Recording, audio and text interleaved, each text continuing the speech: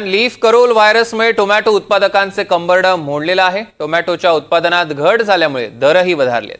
Leaf करोल व्हायरसमुळे बळीराजाची नेमकी काय अवस्था झाली आहे पाहूया रिपोर्टमधून। जागतिक हवामान बदलाचा फटका भाजीपाला पिकांना बसू लागलाय। यंदा उन्हाचा पारा 40च्या पार गेल्यामुळे टोमॅटोच्या उत्पादनात मोठी घट झाली आहे। याला कारण आहे लीफ करोल व्हायरस। लीफ करोल व्हायरस हा दक्षिणेतून भारतात आलाय।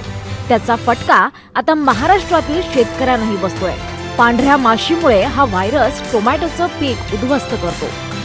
या व्हायरसला आळा घालण्यासाठी सध्या तरी कोणतंही औषध उपलब्ध नाहीये। त्यामुळे खबरदारी घेणं हा एकच उपाय शेतकऱ्यांसमोर आहे। रोप लावल्यानंतर सुरुवातीच्या 25 दिवसांमध्ये कुठल्याही प्रकारचा अटॅक दिसत नाहीये, परंतु जसंही तुमचा प्लॉट 1 ते 1.5 महिन्याचा होईल त्यानंतर पूर्णपणे टोमॅटोचा प्लॉट जो आहे तो त्या ठिकाणी आपल्या हाताच्या बाहेर गेलेल्या ठिकाणी प्रामुख्याने पाहायला मिळतो। तर अशा परिस्थितीमध्ये सुरुवातीच्या काळापासून अगदी नर्सरीपासून पांढऱ्या माशीचं नियंत्रण ते शेतामध्ये लावल्यापासून पांढऱ्या माशीचं नियंत्रण तुम्हाला करणं ही काळाची गरज खऱ्या अर्थानं पाहायला मिळते।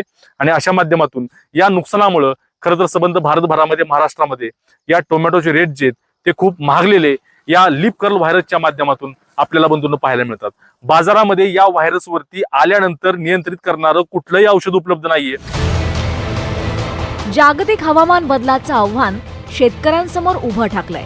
कधी तप्त उन्हाचा तडाखा, कधी अवकाळी फटका, तर कधी गारपिटीची आपत्ती।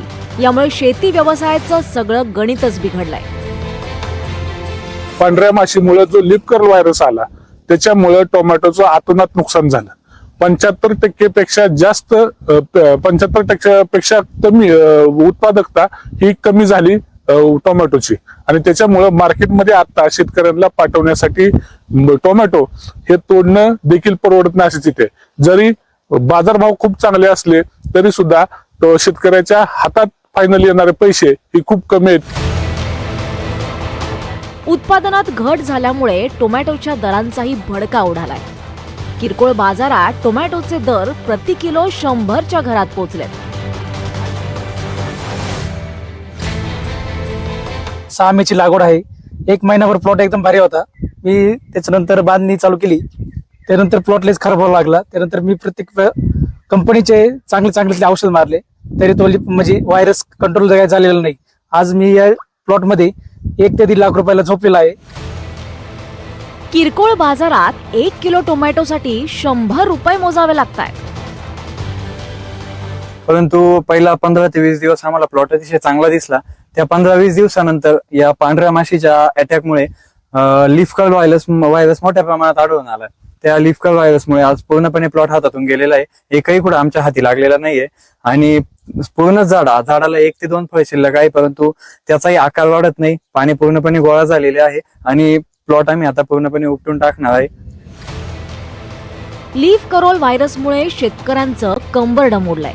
टोमॅटोच्या शेतीत दररोज एकरी 200 ते 250 कॅरेटचं उत्पादन आता 125 ते 150 कॅरेटवर आलंय। करोल व्हायरसशी सामना करायचा कसा यामुळे शेतकरी चिंतेत आहे। सुजित आंबेकर, NDTV मराठी, सातारा।